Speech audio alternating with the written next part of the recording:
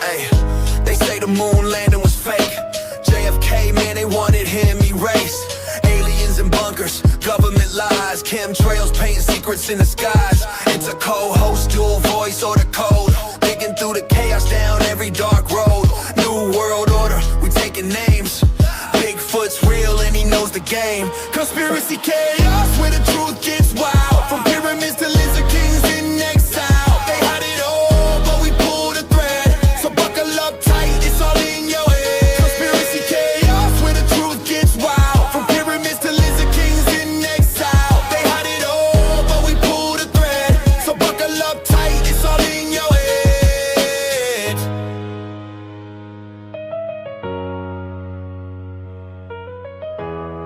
This is Conspiracy Chaos. Truth, fiction, or both? Let's dive in.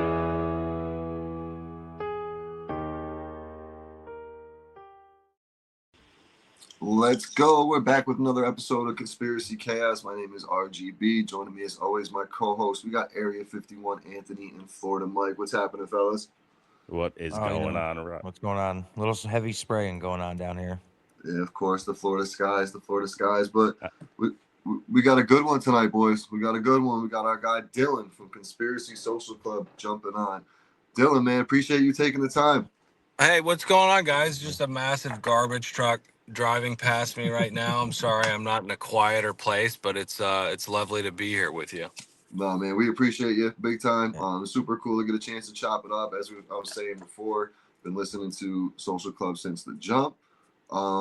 Why don't you tell us a little bit, though, about yourself and how you got into the whole podcast game before we get started? Because this is something people don't know about you, you know? Yeah, started with Adam Carolla, who's a bit of a legacy play in podcasting. It was kind of him, Simmons, and Rogan, and really Tom Green were like the first people that started the whole medium. And then from there, just kind of met a bunch of different comedians, started working for Steve Byrne. Steve Byrne introduced me to the lunatic known as Brian Callen, and Callen looped me into Conspiracy Social Club, and Sam just kind of cheese grated Callen down to a pulp, and Callen was like, I'm done.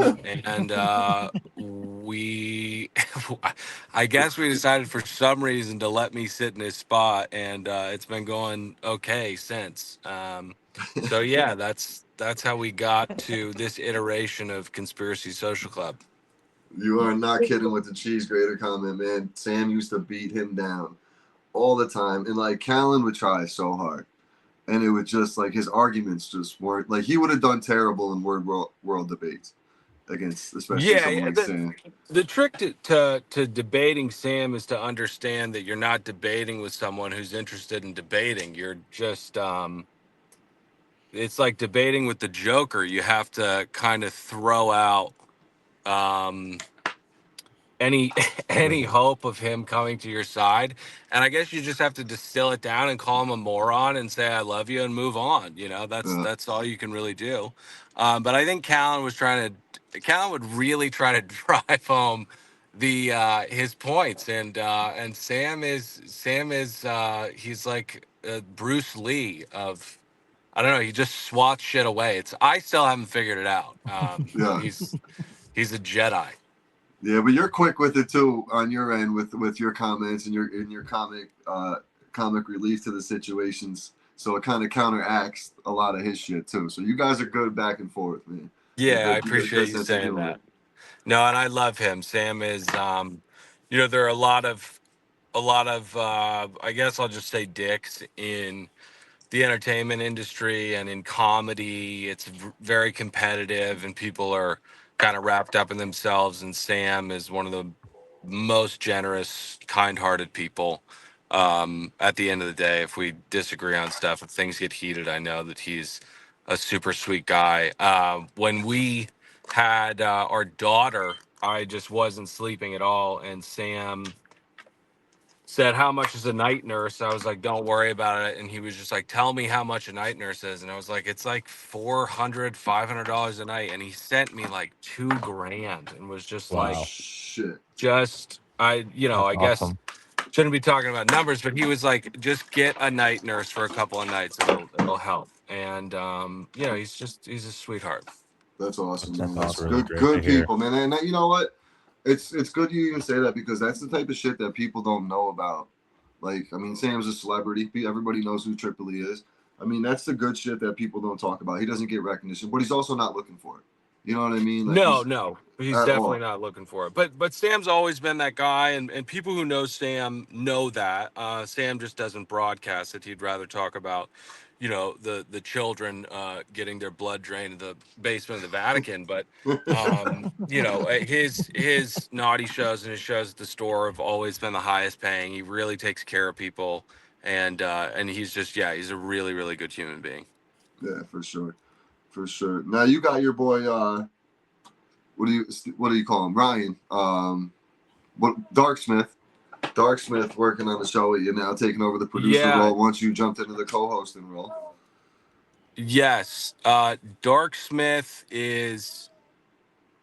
Can you guys hear that? There's a dog that sounds like a man I while he's do Wow. hear barking. something in the Maybe background. it's the dog It's man. so bizarre. I think it's a collie, like a fat collie. It's really crazy, demented animal. Anyways, yeah, Dark Smith is a lunatic. Dark Smith is pure white, just a pure white dumbass. He's one of these really. He's an enigma. He sounds like a surfer, and I met him at Corolla. He was kind of an intern when I was a segment producer, so I didn't really interact a lot with him. But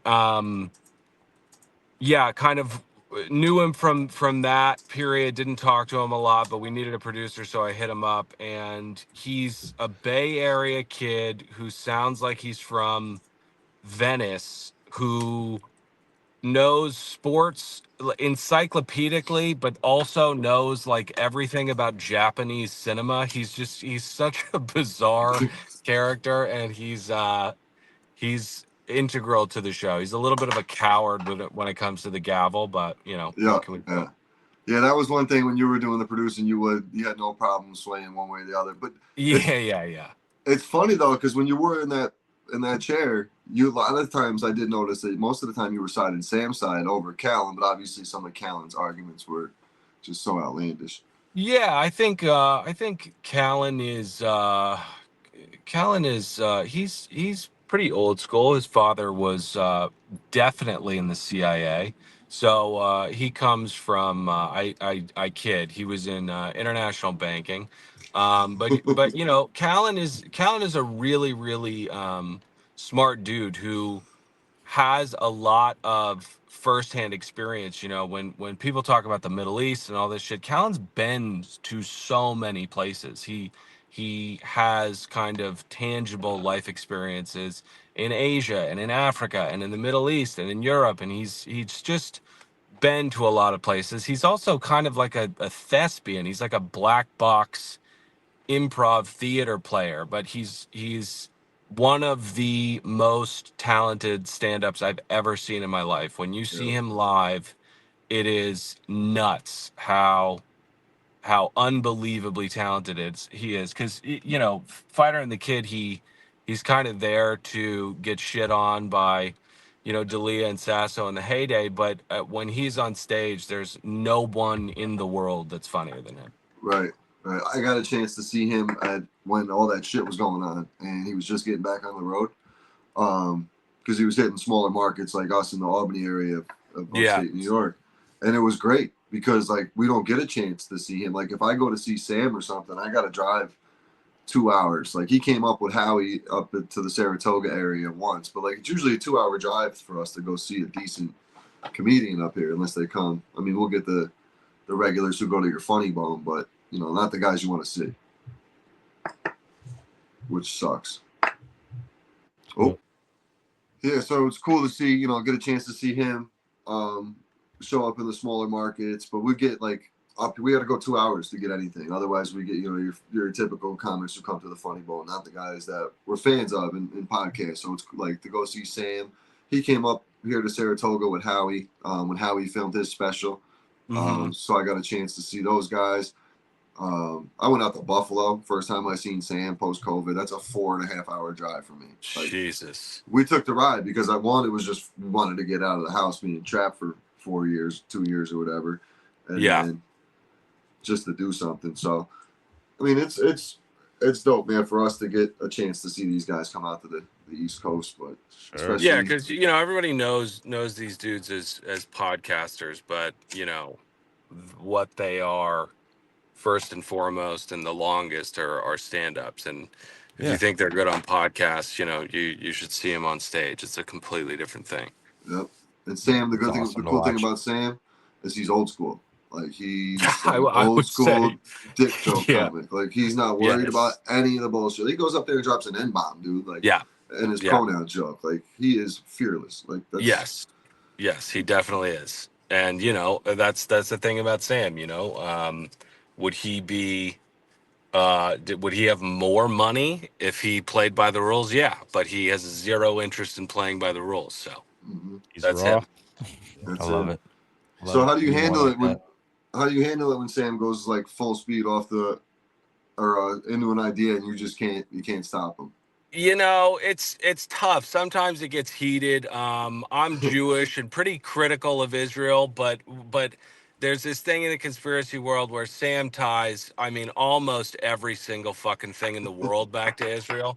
And sometimes that's like, I'm like, dude, come on. I'll go with you for a lot of this stuff. I'll go there, but we can't blame ICE on the IDF. I mean, that just doesn't make any fucking sense. But yeah, I mean, Sam is broadly correct about a lot of stuff. So, Sam's been talking about a ruling class of people that masquerade as humans but are sociopathic for a long, long time. And that's where we're at right now in this country. And I mean, Davos is happening right now. It's the biggest collection of sociopaths in the world. So, he's on the money with a lot of shit. But when you are trafficking in deep waters for as long as he's been trafficking, you interface with a lot of bullshit. And I don't, I'm not an arbiter of what's real and what's not. I kind of have a good bullshit meter, but I'm wrong about a lot of shit, and Sam proves to be right. So I'm still sitting at Sam's feet a little bit on some stuff, but other topics, I'm just like, yeah, I have no interest in figuring out whether this is right or wrong because it's fucking insane and not right. So we could just we could just move on. Yeah. Do you think conspiracy culture is growing because people are more awake, or because they're just not trusting like the institution? Like, they see everything collapsing around them, basically. I have a difficulty with conspiracy culture, and I, for those who don't listen to Conspiracy Social Club, I'm the straight man on the show, so I'm not as into the conspiracy world as probably you guys or Sam. I love conspiracy culture because there are bona fide conspiracies out there, and to say that they're tinfoily or stupid is just wrong. The American government has actively planned and tried to conduct plans to kill their own citizens. I mean, stuff that we've done in World War II, JFK, you want to get into Lincoln, you want to get into the secret societies of America. I mean, it's all very, very real shit. But I think that there used to be a kind of door you had to choose to open to get into conspiracies. And now it feels like people just I don't know. There's like a hydraulic hiss, like it's too easy to get into that world, and I feel like people go about it pretty irresponsibly sometimes. Because if you want to go down this road, you gotta kind of earn it. I mean, it's not. Um, I don't know. I mean, getting inundated with shit on Twitter is different than reading like a David Talbot book and really digging into this stuff. And yeah, I think people are interfacing it with it a little irresponsibly now, and I do think that it's largely a result of people losing faith in a lot of institutionality. And I think Trump has a big part to play in that, but I also think the institutions have a big part to play in it. You lie to people for as many years as you lie to them because you're backed by pharmaceutical advertisement, and people are going to figure it out and go, yeah, fuck that. I'm not paying attention to it. 100%. 100%. That was a ramble. You guys just stopped No, me. it's Yeah, that was good, great. man. That was I great. was That was good, man. sucking it up. I want to go into before we lose you. I don't want to keep you all night, but the last couple of episodes you guys talked about Venezuela and Greenland, which today some news dropped. You just mentioned it slightly. I just want to know your thoughts. I mean, is this gonna be the 51st state of America or what? Yeah, I don't think so. It sounds like Trump uses tariffs to bring people to the negotiating table. And then I think there are probably better ways to get to the negotiating table than that. As you can see with the stock market losing 13 trillion fucking dollars or whatever it Yesterday, lost yeah. today. Yeah, it was bad. Yesterday. It bounced back though today, right? When they were when he Yeah, it announced he was always going to relieve the bounces tariffs, back. and yeah, It I know. always bounces back. Always. It's just, if people are dumb enough to try to time it out, you're going to lose some money. So just, Oh I yeah. think it's about how long you can stay in is what people say. Mhm. But no, I don't think, I'm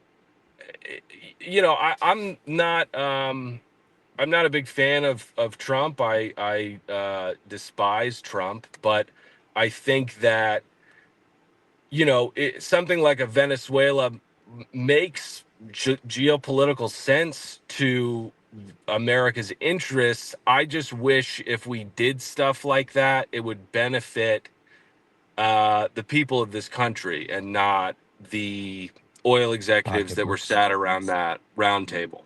Sure. So, Mm-hmm. it seems like we are, the militaristic actions that take place are really, really of late pretty sadistically engineered.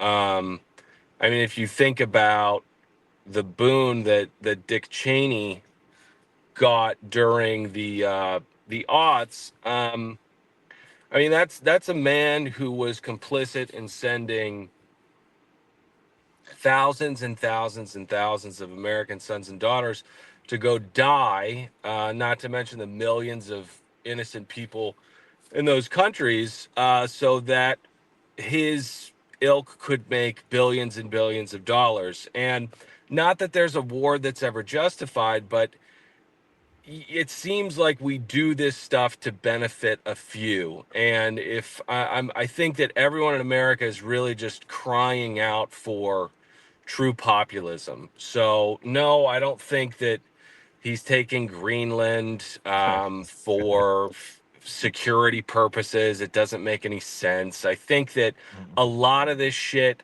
I don't know if this is true or not. This is just kind of my butthole puckering, I guess. That's where my antenna is. It's in my butthole. I think a lot of this shit seems to be getting done for tech. I mean, we need minerals from Greenland. We need oil from Venezuela. And I think these tech companies are just trying to, I don't know, like hyperspeed AI, which is just way too stupid right now to justify all this shit. But it seems like these tech nerds have just got him by the balls. I'm not really sure, but that's my instinct. Well, yeah. I mean, he signed all those bills, and Go ahead, Mike. What? Oh, and I was gonna say they're currently the county just above Tampa. They're trying to put a data center there, and the people are fighting it right now. Yeah. And it's it's a big one. A big side of my dad's family are all rednecks from Appalachia, and try to throw a fucking data center up in southern West Virginia and see what happens. I mean, people will literally just Yeah. eco-terrorism that stuff, and they should. It's fucking disgusting. Mm-hmm. And if you look at where all these alleged, storms and fires and all this stuff, they're high areas of like, what is it? The shit they dig for the phones, the Lithium. uranium, Lithium. lithium. Yeah, those are high like lithium areas or whatever. Like in that, so who knows, man? Yeah, So it could be yeah. part of their fucking plan. Yeah, So I think there's definitely a plan that we don't know about, some way or the other. Sure. yeah, I think like I said, I was never a Trump guy, but I know that people were really optimistic about what this populist movement was going to look like, and I think it's just kind of, I think it slots into a long legacy of late of politicians just fucking siphoning resources to the top, and I think people talk about the fourth turning and all this shit. I think it's going to end eventually, but I'm tired of waiting. Yeah, I think that's what a lot of people are. That's what a lot Amen. of people are. So let's take it So to a what little is- fun. Oh, go ahead, Mike. I was gonna say, so on the show when you're with Sam, what's like the most outlandish conspiracy that he told you that you just couldn't get behind, but ended up blowing your mind and being true?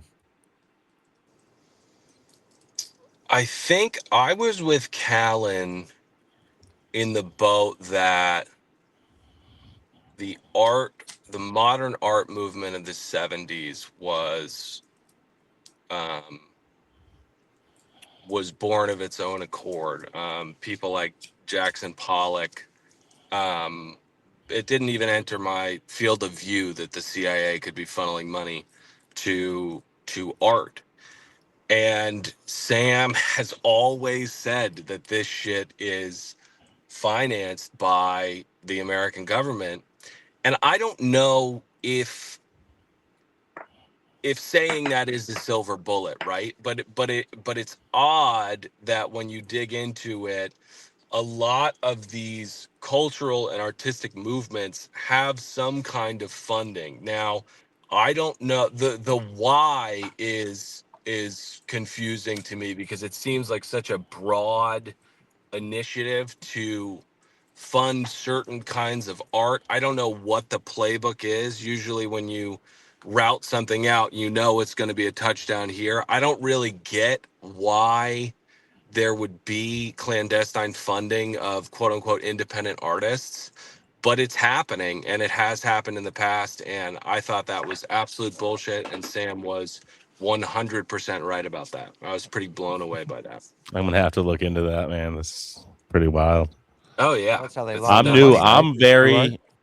What's that? Go ahead. What'd you say, Mike? I Is it? interrupted you. Isn't that how they launder money? Is through the art? Yeah. Oh yeah, they do that still to this day. Yeah. So Still is it to this day. is it a laundering thing or is it an amplification thing or both? Mm. Wasn't A little bit of both, maybe. wasn't Hunter Biden selling his paintings for like millions of dollars? Yeah. You remember that? Yeah. Yeah. Wasn't Yeah, that Hunter. Those are beautiful portraits, though, man. Beautiful pictures. Yeah, Beautiful no, photo. Hunter's a really, really talented young man. Absolutely. And yeah, I mean, just, Do a fucking speedball and off he goes. Oh, yeah, Hey, dude. you know? It's just, yeah, he's like Kerouac, I mean, drugs can really get you to a lot of beautiful creative places. So, Yeah. Sure, man. Absolutely. He was So- on I think he was on Sean Ryan. He like kind of He trashed just his was dad a on little bit Sean the Ryan Sean the other Ryan day, show. Yeah. I didn't watch it yet, though. I just seen he was on there. I don't like Sean. I think Sean Ryan's. I think he's compromised. yeah, That's the word. I don't, I think that these people are getting so big that it would be foolish to not think that they're getting at the very least approached. I mean, Tim Dillon has talked about it before, being invited to dinners and these people trying to ingratiate themselves to the kind of jesters of the town square, whether it's Rogan, whether it's Tim Dillon, whether it's Theo. I think that I don't know. I think that unfortunately, these comics, and Sean Ryan's different. He's an operator, but these people start these platforms, they get really big, and therefore entertainment and to provide for their families, and they get to uh, a size where it's like a siren song for these people. And I don't know if comedians really have the wherewithal to defend against that shit. I mean, these are masters of mankind, who are kind of sweeping down and trying to use their influence. I think it's really tough to defend against. I don't know how I would do it. Hmm. That's a good point. No doubt. Yeah, really good point right there. Yeah. So on the lighter side, so you said you weren't big into the conspiracies. Was there any conspiracies like growing up that you were into? My dad is an interesting dude. He was a mine and booby trapper in Vietnam. So my dad's always been a big conspiracy dude. 9/11 truther, hardcore. Yeah. Showed me Apocalypse Now when I was 12. So I've been kind of like ingrained in the world for a while. I think that the most fascinating era of conspiracy in America was everything surrounding JFK's presidency. It was just a hotbed of infighting with unbelievably powerful people. Whether it's the mob, whether it's the Dulles family at the CIA and the State Department, with JFK and his brother. Kind of like, obviously JFK, I wouldn't equate him to fucking Theo, but JFK gets thrown into the presidency and he's just like, wow, I had no fucking idea that these people were as serious as they are. And yeah, the Dulles brother stuff is probably the most interesting stuff conspiratorially in American history. I think that's where the CIA really kind of forms as an odious and malevolent, security force for the wealthiest people in the country. Um, and yeah, around JFK's time, it all kind of comes to a head with the Bay of Pigs and stuff. It's really, really fascinating to hear about just how badly they wanted that guy out of that position, or to come to heel, and it just wasn't happening. What do you think took JFK out? I think a lot of people took JFK out. I think that it was the CIA. I think that it was Alan Dulles. I think that Lee Harvey Oswald's history is too fucking weird to. Was it the Jays? I don't know that it was. I don't know that it was the Jays. I think the Jays were good with it. But I think that if you read about the Bay of Pigs, there was there were amphibious experts in the military that were on that operation. People that were, their entire career was studying sea to land missions, and they got yanked off of that operation, kind of ramping up to its execution. And it seemed like that was destined to fail or designed to fail. And it seemed like bait. And I think that was probably the last straw, that when JFK didn't bite on the pressure there, they were like, all right, that's it. We gotta get rid of this guy, because they had so many things that they wanted to do in Latin America. But then you get the nuclear proliferation in Israel, you get him in the oil sector. I mean, everybody wanted him dead. You know, Yeah. so LBJ was behind it, I think, too. I mean, he was, LBJ, how could LBJ not want him dead? He's like, I'm the you fucking know. vice president. I'm neutered. And my wife is Mhm. just my wife is I don't know if she finished it, but she was listening to the book Roger Stone did, I think. Mhm. I think the case against LBJ is called or something like that. And she said it's just wild. I mean, Frank Sinatra was even involved in that whole circle. Because Frank, Marilyn Frank Monroe. Sinatra almost got whacked, but the mob said his voice was too beautiful to take him out. So he Frank was Sinatra, that's a whole nother underbelly that I have not gotten into. I'd be fascinated to read like an actual gritty biography about that man's life because my God, did he see some shit? Oh, yeah. mm-hmm, That's when they started absolutely. doing it too with like Operation Monarch, when they started CIA using guys like Sinatra and all those guys to Mhm. influence people and shit like that. That's kind of when it really started popping off. Yeah, yeah, they're a fun group of guys. That Central Intelligence Agency. Oh my god. All those three letter agencies. What do you mean? Yeah, yeah, Mhm. yeah. I would say the EPA does not, that's the exception, but no, the EPA is there to just fucking let whoever glyphosate Fucking, go for it. EPA fucking stamp IRS. approval. IRS takes all my money. Jesus Yeah, there Christ, you all go. of them. Yeah, They're Hey, all you're terrible. gonna audit me? Why don't you audit Jeff Bezos? What the fuck, Right? IRS? why don't you audit Son of a some of these bitch. daycare centers in fucking Minnesota? Right? Minneapolis. Yeah. What do you think about that Nick Shirley situation? He just spoke in front of Congress today. I think Nick Shorley.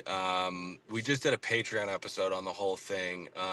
Nick Shorley doesn't strike me as the brightest dude. I'm a little spooked out by Mormons to begin with, but um, I have no problem with people doing independent journalism, and it seemed like what he was exposing was a very, very real thing.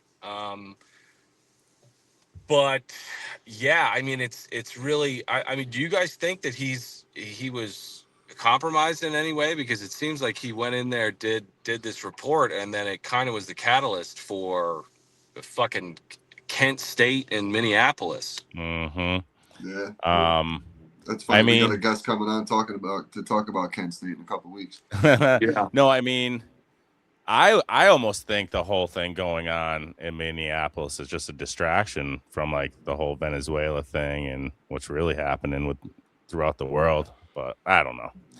Yeah.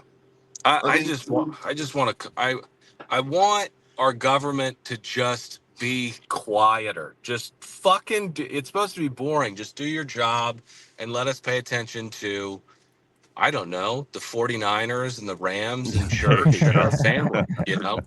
but What a brutal loss I had this weekend. But I yeah, think Nick Shorley was compromised, and obviously there's no proof. But is when he visited the White House the first when he got time to Maybe when he got to sit in front of Trump. When was Because then that? remember he did. that was a few months back. He spoke in When front of he spoke I thought it Antifa. was I thought it was right when he exposed the fraud. I thought it was like literally like Who days is No, this? after. No, it Who was is before this that. kid? How did he's a who And he is YouTuber. He Dylan, you came are out of right. nowhere. He is he isn't like very well spoken. He isn't he No, doesn't seem, he's 22 years old. I mean, yeah. I'd be shitting my pants sitting there talking in front of these guys. Yeah. I'd be shitting myself going up to these Somalians, dude. I don't know who these fucking guys are knocking No, on their yeah, and I doors think I think you're with right some about balls. that. Like, I don't know that I really had a good grip on the word benevolent when I was 22, and I also think that, like, Shirley's a young guy, and this thing blows up, and now he's like, you can really feel the pressure of these moments when they get big. So he's a little clammed up, but I had never heard of him before this Somali expose. Me neither. Um, but yeah, I mean, I'm all for independent journalists busting things open. I'm Sure. not for sending fucking mass dudes in to control the issue. I don't really know how ICE is helping the fraud. I understand that there's an immigration problem in the country, but well, it's for another day. So let me ask Yeah. you, out in LA, is your like a lot of? I mean, it's probably a little bit different out there because your immigration's more of coming up from the southern border of Mexico. But Yeah. do you guys see more Somalians in like LA area? No I don't know. Somalis. We've got you know, unbelievably hardworking Hispanic people. Hmm. I think that when you when you grow up in Los Angeles, especially as, privileged middle class kid, you're surrounded by a lot of Hispanic people, and obviously, generalizations are stupid, and things are a lot more nuanced than this. But there's a real there's just a good nature to a lot of these people that you meet in this city. They know that they have an opportunity here. They're very serious about not wasting it. Obviously, there's some people that are fuck ups, but um, you know, a lot of the Hispanic community out here are just really hardworking, family people, and I do think it's a little insane to let. I mean, not a little insane. We cannot let millions and millions and millions of people into the country through catch and release policies and through checking boxes on apps that have no follow up. Right. But this is a I think a sloppy way to go about it. But no, not no Yeah. Somali. The reason I ask is in New York, in the city, especially like when I recently went down to do sling some Christmas trees for my buddy's business, and when you're in Chinatown, it's not Chinatown anymore. Like on Canal Street, where you used to be able to get the fake Gucci bags and What is it? handbags, it's all the Somalis. It's all Somalis, bro. The whole So block. Like fucking weird, dude. even like you'll get some of them like Times Square. It's a mix of. Didn't they bust? They're not out anymore though, selling the fake shit, right? Because of But what's you going can on, right? go. Nick Shirley actually did a video exposing this over the summer. Like he tried to post up on the corner of Canal. I know exactly in the corner he was, and he tried posting up, and they like attacked him. He goes, "What do you mean? Why can't I sell my stuff here? This is our block. This is our block." So then he tried going up the block, doing the same thing. Got kicked off the block and basically was beat up Our off the street. territory. But that was the first time I seen Nick Shirley was in that video. That was probably 3-4 months ago. And then I just sent to Chaos the video of him speaking in front of Trump. This was It was 3 months ago. 15 weeks ago. It got posted. 3 months ago. Wow. Yeah. Yeah, it was right after it That's was during so the crazy. UK Revolution. He was like over there during the whole UK thing, and he did like an interview with, I think his name was Tommy Robinson. He was like the guy that was leading the UK Revolution or whatever. Yeah, let's see this.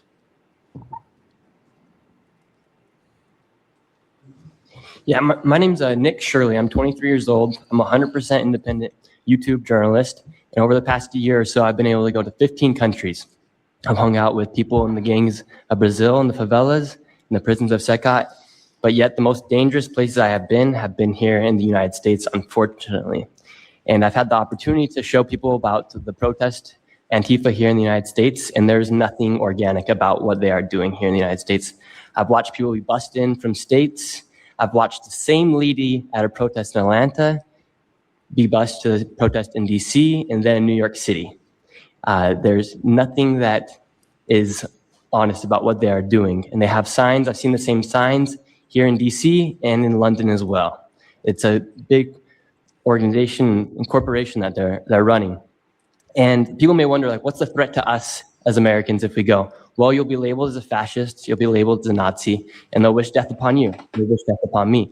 And just last week in Portland, Oregon, I watched a lady get trapped in her car, surrounded by Antifa, and her sister messaged me after seeing the video. She said, the only reason I think my sister was safe is because you were there recording. I also was chased out by a member of Antifa who said he would smoke me.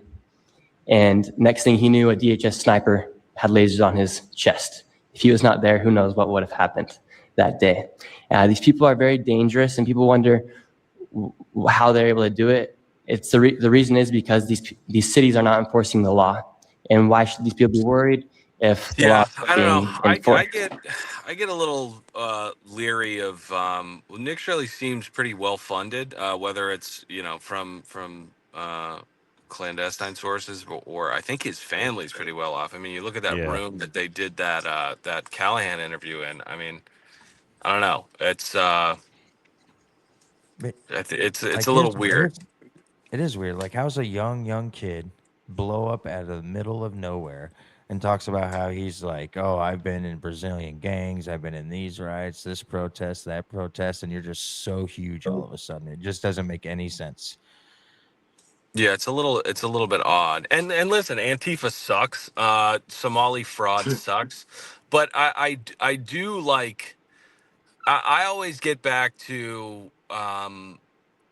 Occupy and how I think that that's the more and most kind of promising movement that we've had since I've been around, and I think that, yeah, immigration's a problem, and there's a cornucopia of problems in this country, but I don't think that there's anything that quite compares to the transfer of wealth that we've got going on in this country and what the biggest, wealthiest corporations are really capable of. I mean, Mhm. I don't think that we just moved past the opioid epidemic, but I mean, if we just think about that for a second, I mean, one of the biggest pharmaceutical companies in the country knowingly just killed millions of people to Mhm. make billions and billions of dollars. And that shit happens all over the fucking country, whether it's water, whether it's these data centers, whether it's healthcare. I mean, it's just unbelievable. We got to start regulating some of these big companies. And I think that immigration and some of these, I don't know, it's important, but it just seems small compared to the shit that's going on at the top. We need Um, to we need to take care of home base first. I've been saying this. We need to. It's if you know what I mean. Like if your own family, if there's a scarcity of food, you're going to make sure your family's fed first before you feed your neighbor. You know, mhm. like so that's kind of what we need to be doing. We need to be taking care of Well, home even base the first. homelessness, just like the Yeah, homelessness in our homelessness, the country, half streets, of them are the veterans. I mean, and it's like yeah, you could take the money like we send overseas, you could take care of homelessness. They and said, and like and Sure. we're and when you drive downtown or But Dylan, why when would you they do drive that? drive through Skid Row, like that's the shit. Like we shouldn't have that. That's the shit we Yeah, I shouldn't mean, have. I don't go near Skid Row because it's so fucking gross. And my buddy lived in downtown. He had this beautiful loft for a year or so. The first time I went to visit him, me and my wife rounded a corner, and there was a fucking lunatic, just like a haunted house, just appeared screaming at the sky. And I was with my wife, and we were both just like, what the fuck? I mean, seriously mentally ill people are just walking around down Got a there. little closer, and it was Sam Tripoli. Yeah, it actually was Sam. That was you blew the story, but yeah, it was Sam Tripoli. But yeah, no, he had this great loft, and he had to move because there was a dead guy when he was walking his dog. Literally, he walked past and he Jesus was like, "I think Christ. that guy's dead."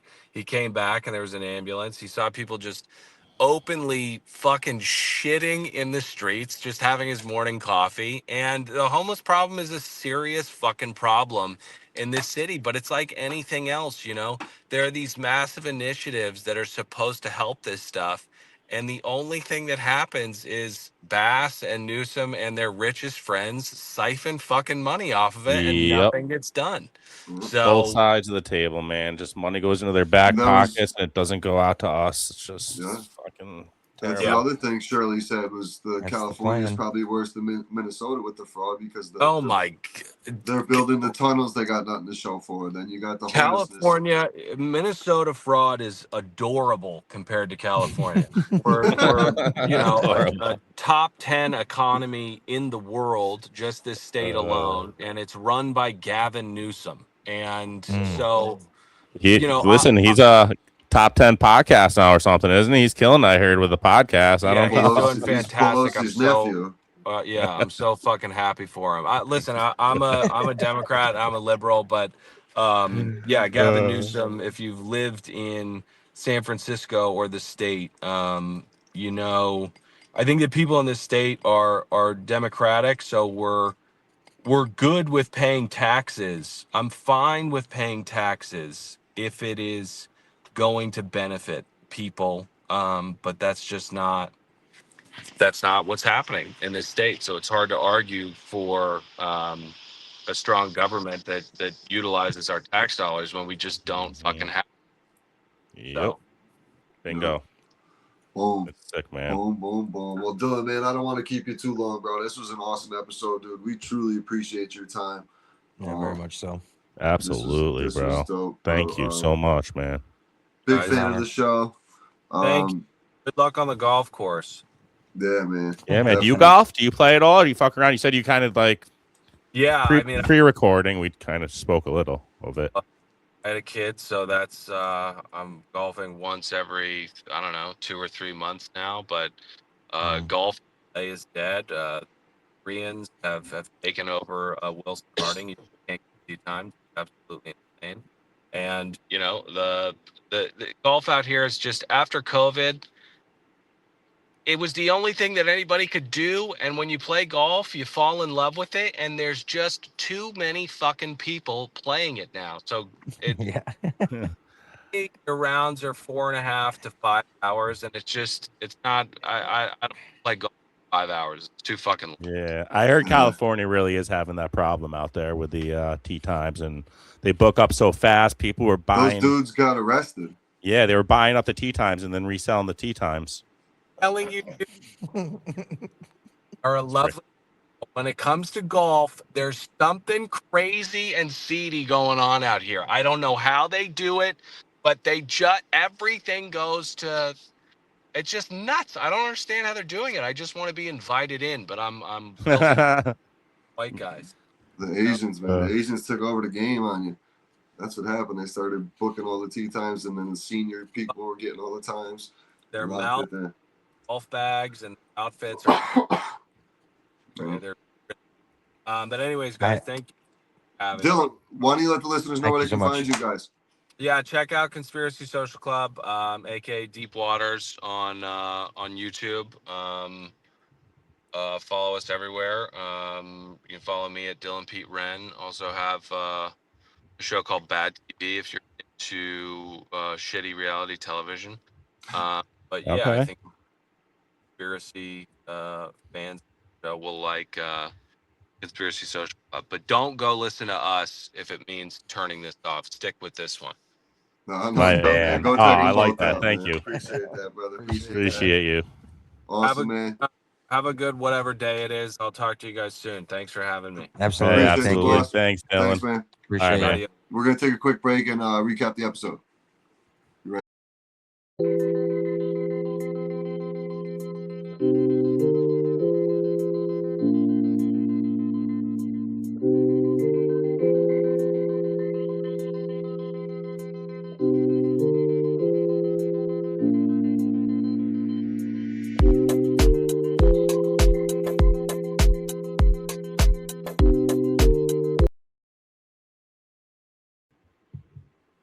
Boom.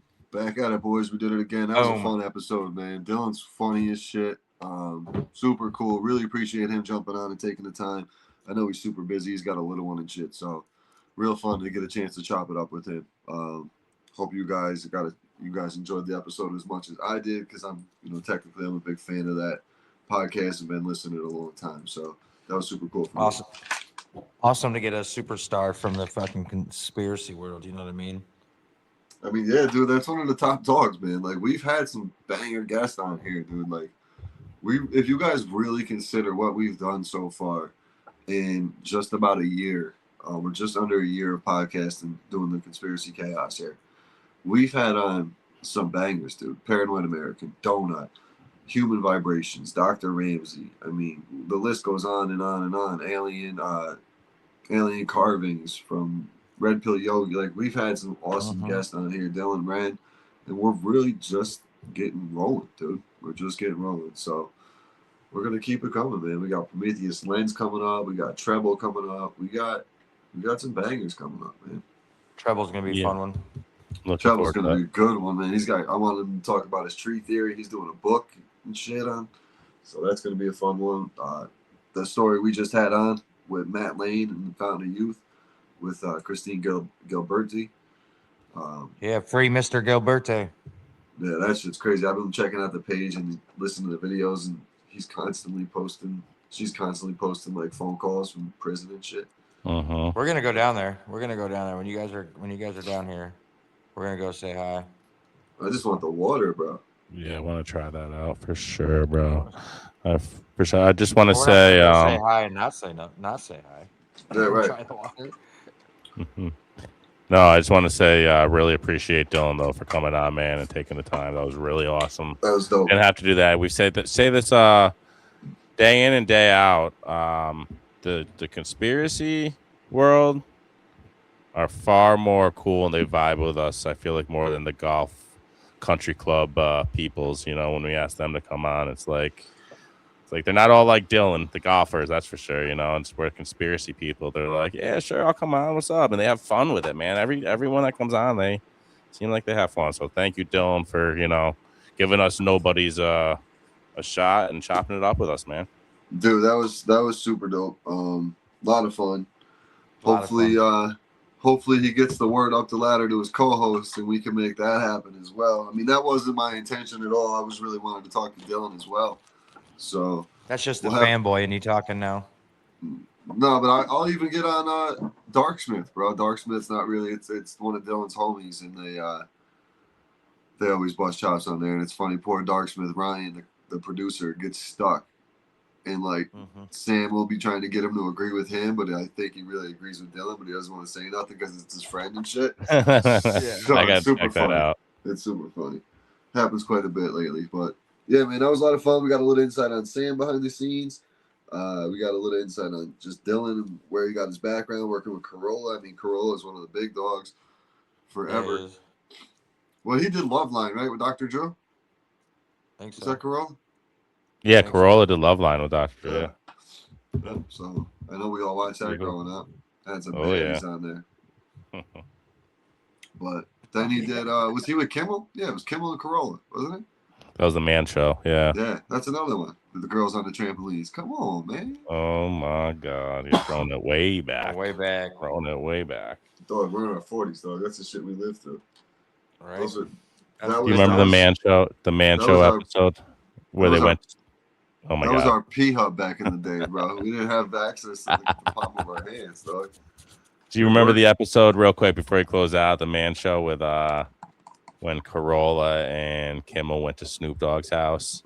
He got them high as fuck. You could probably go YouTube it. It's really funny. Yeah, go ahead. Close it out. But no, dope episode. We're going to keep them coming. We'll see you guys on Thursday with another one. Let's see. Who do we got? I don't even remember who we got scheduled for Monday because our schedule is jam-packed. But we'll be back with another banger. Make sure you guys like, follow, subscribe, share, all that good shit. It takes 2 seconds to hit that like button and subscribe button. If you're kind enough, leave us a 5-star review on Apple. It will definitely help us in the ratings and continue to help this podcast grow. So appreciate everybody tuning in. Appreciate Dylan for taking the time. And as always, we'll see you next time. Peace. Peace. This is conspiracy chaos. Truth, fiction, or both? Let's dive in.